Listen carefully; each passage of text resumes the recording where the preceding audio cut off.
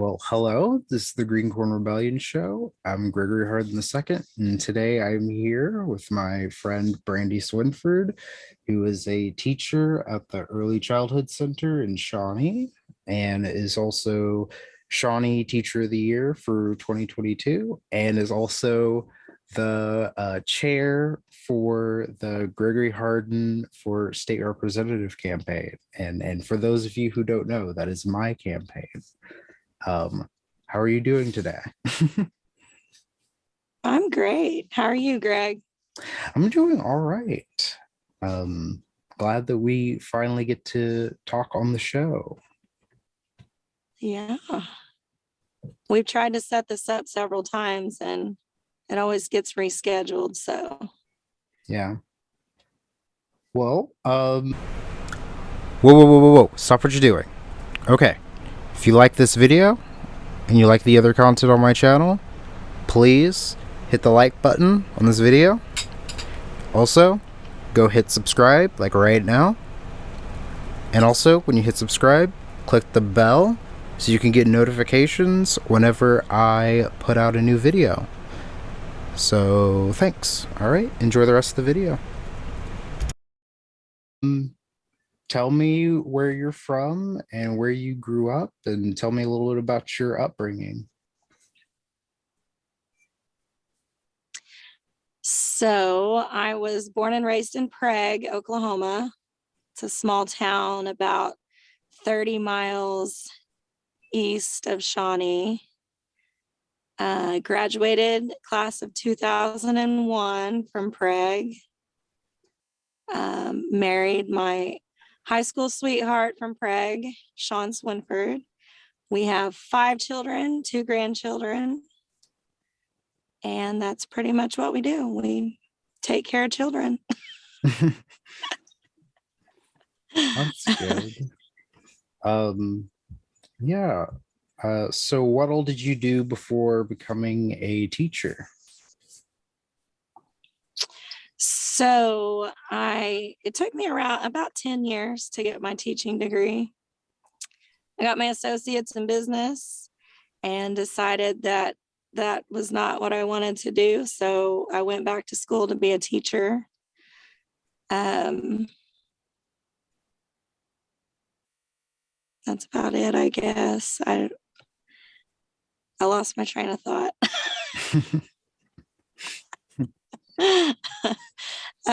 But I've been teaching for this, finishing up my 8th year. So in early childhood, and recently won District Teacher of the Year. So that was pretty, as an honor. It's pretty awesome feeling. It's good. What made you want to become a teacher, and specifically, what made you want to teach pre-K students?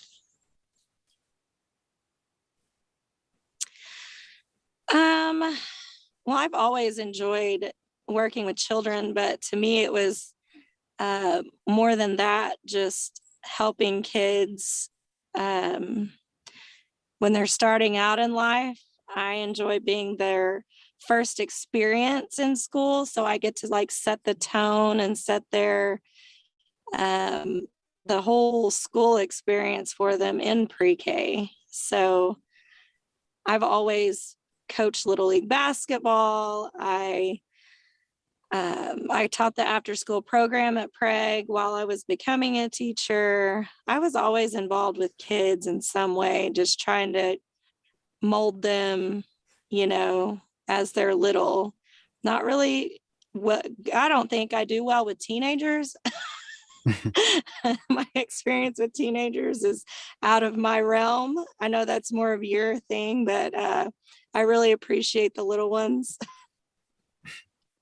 So I think that's where I'll stay. That's cool. Um, so tell me about your experience being a teacher in Shawnee over the last 8 years, because you've been in at the Early Childhood Center all 8 years, right? Mm-hmm. Yep. So my experience at Shawnee, so I taught kindergarten for 2 years, and then I had the opportunity to interview for a pre-K teacher, which was the position that I had always wanted. So I interviewed, I got that job. I taught pre-K for 5 years. And then this year, I tried we call it our Hope Room, helping our pack excel. Other schools call it RBI, their Restorative Behavior Intervention. So a few years ago, Shawnee took a different approach to behavior students. Instead of suspension and sending them home to a home life that probably was not helping with the behaviors that we were seeing at school. We realized that it really wasn't beneficial to the teachers or the students to suspend. So we started these RBI rooms so that the students could go into a room and work on some of those behaviors, and the teachers were able to give them tools to use within their regular classroom so that they could be successful, or to come in and take a break when they become overwhelmed and just needed a little break. We're able to offer that for them. I'm also am able to mentor teachers that need help dealing with some of these kids. And the reason why Shawnee needs these classrooms is because we're such a high poverty area. So our littles experience neglect, abuse, just working parents that aren't home. And so it's just, I mean, it's sad, but it's just life for them. And so school is hard. All the expectations, all of the rules, a lot of learning disabilities, a lot of lack of education in the home. Mom and dad may have, 8th grade education. And so it seems like it's a lot of generational stuff that's been passed down to these little kiddos. But I've learned this year that really all they need is just someone to build that relationship with them and their parents, and a teacher like me to connect parents to resources. And then the parents and the kids are more successful. Sorry, that was a lot. No, it's good. Episodes of the Green Corn Rebellion Show are sponsored by Oklahoma Progress Now. Oklahoma Progress Now is a 501c4 organization focused on building progressive power in Oklahoma. Their primary efforts are on developing progressive content for a 21st century audience, coalition, and capacity building across progressive organizations and causes, and working to see elected leaders who are more responsive to their constituents and the needs of the many. Areas of focus include progressive messaging and communications, coalition building and resource sharing, and focused progressive policy goals. You can check out their Twitch live streams, and they go live on Facebook at noon, Monday, Wednesdays, and Fridays. Please support this organization. It's a really great organization. It's just getting started here in Oklahoma. Thank you. Now enjoy the rest of the video. So tell me about winning Teacher of the Year and how you felt about that. So at Shawnee, the Teacher of the Year, I was nominated by the early childhood teachers. They voted for me, and I won Teacher of the Year for the Early Childhood Center. So then I went to the next round, which was a teacher for the district. There was me and 7 other teachers, and it's a process. Like, you have to write 3 essays. There's an interview process where you have to sit down and answer questions. One lady was from the State Department. One lady was from, I believe, the Shawnee Public Library. And then another lady was from one of the tribes. And they ask questions, and you sit, at the end of a conference table and have to answer questions. And then they interview your principal. And then they have this Teacher of the Year banquet style thing where everyone gets dressed up. you come on stage and get an award, and then they announce the winner. And when they announced the winner, I was shocked. I did not think that Brandy Swinford from Prague, Oklahoma would win Teacher of the Year for a district like Shawnee. So I'm really honored that they chose me. That's cool. And let's see.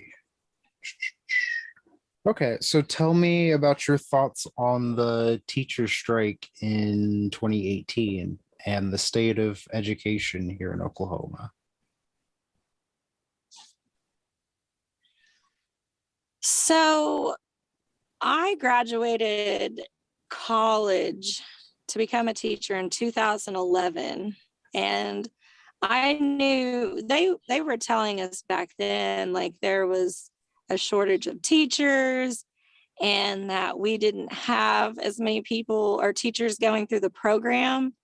And I remember making the statement that, I know that my daughter wouldn't go to college and pay for a bachelor's degree to go work for poverty wages for $30,000 a year. That just doesn't make sense to our younger generation. And I mean, you owe more in student loans than you're going to make salary. Yeah. So I knew then that there was a problem. And then when we had the teacher walkout, was that in 2018, 2019? Yeah. 2018. Do you remember? It was March. 2018? Late March, early April of 2018. So when everyone was talking about it, I was like, this isn't going to happen. It's just a bunch of rhetoric, a bunch of people talking. But then it became really organized, really fast. The next thing I knew, our school was shut down and we were at the Capitol for 9 days. And the support and the energy was there. I mean, parents, we had the women attorneys. I mean, there were so many people there supporting teachers. Ted's Mexican was feeding all the teachers. I mean, it was just really, the support on the outside was heartfelt. And I mean, it was just so nice. But then when you got into the building, it was completely different. The governor saying that teachers need to get back to work and that they don't need to be here. And we don't pay you to be up here. Like, you need to be in your classrooms. And so it was like, they're not listening to anything that we're saying. And really the teachers it wasn't like, give me a raise. Like, I want my money. I want my part. It was because Oklahoma specifically has been defunding education for like 20 years. They've been funneling money that should have been to education into other programs, and they've been taking away from education. So like our kids' textbooks were old and so outdated. Teachers have been buying school supplies. The furniture is old and outdated.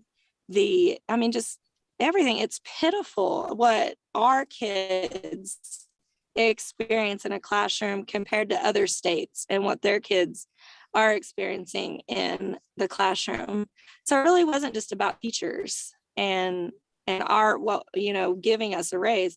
Obviously, if you pay teachers a living wage, you're going to get good quality teachers. But the pay here is so terrible that, I mean, it's hard to survive. It's hard to live and pay bills on a teacher's salary. So, I mean, it's a part of it too. It just wasn't the part. It was education in general, why teachers were wanting them to fund education the way that it should be funded. Because in my opinion, education is an investment. If the state invested in our teachers and into our schools and into our students, then in the long run, we wouldn't need so many social programs that that our lawmakers are against, because they don't like their tax dollars being pushed into that. And I feel like it would be beneficial like I said, an investment to put it there in the beginning, into our schools and teachers. So that's just my opinion. But Yeah. Teacher walkout or strike, that was fun to watch and be part of. It's wild because like that was 4 years ago. And in some ways it feels like things have gotten worse since then. Well, COVID hit, Yeah. but really COVID boosted education. I mean, we got money from COVID dollars to get technology. We were able to hire more school counselors. We were able to hire more paras. We were able to buy new smart boards and put all kinds of stuff into the schools. So that was actually kind of really beneficial to get that federal money that had to be used in the schools. Yeah, some schools were able to pay their substitute teachers more. Right, that was another thing. Yes. Yeah. Teachers got kind of a small bonus. I mean, it wasn't a lot. The paras and the teachers got a bonus. It was they called it a retention bonus. If you came back and worked after the pandemic, then they gave you this fairly small retention bonus.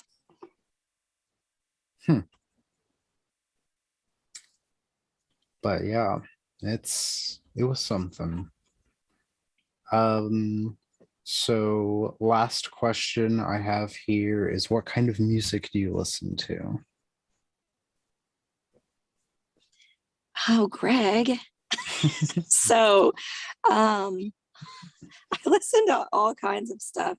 If you heard of my playlist, you'd probably be confused. I like 90s alternative and 90s rap are that's my go-to music. But I also I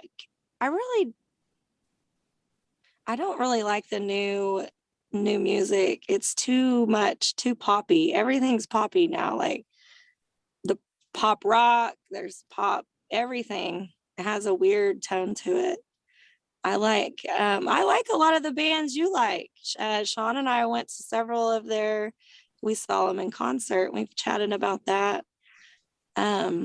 So you probably should have been a 90s baby too.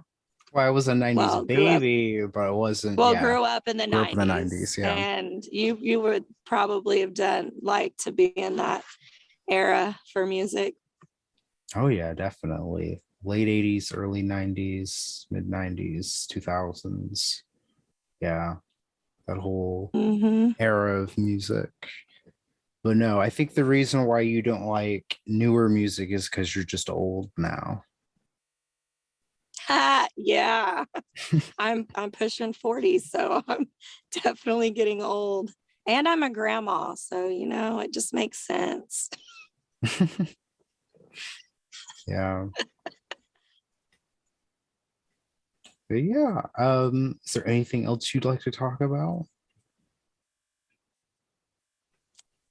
I mean, I'm really excited about you running for office. I am I really do enjoy politics and trying to understand how we got where we are today in politics. And so the fact that you are a young Black man, young, in your 20s, running for an office is just awesome to me. It gives me hope for change and hope that other 20-year-olds, 30-year-olds will see you and have the confidence to do the same thing.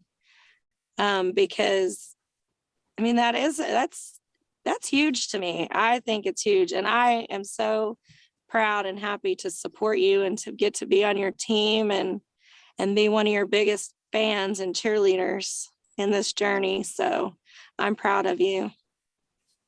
Well, thank you. I'm glad to have some of the elderly people's support in my election. No, I'm kidding. But yeah, and thank you for wanting to be part of that and be the chair and help me out in any way possible. Um, it means a lot to have support from my friends with Of this course. campaign. Of course.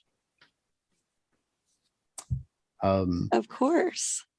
but thank you for coming on the show. Where can we find you on social media? And tell me about your Facebook page, Exceptional Teaching, and where we can find that.